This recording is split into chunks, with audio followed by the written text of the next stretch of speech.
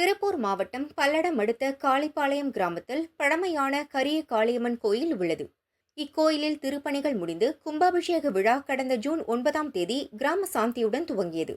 தொடர்ந்து சாமலாபுரம் சோழீஸ்வரர் கோயிலில் இருந்து முளைப்பாளிகை மற்றும் தீர்த்தம் எடுத்து வரப்பட்டது.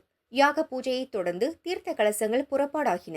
இன்று காலை 9:30 மணிக்கு கரிய காளியம்மன் கோயில் கோபுர கலசங்களுக்கு புனித நீர் ஊற்றப்பட்டு கும்பாபிஷேகம் கோலாகலமாக நடந்தது.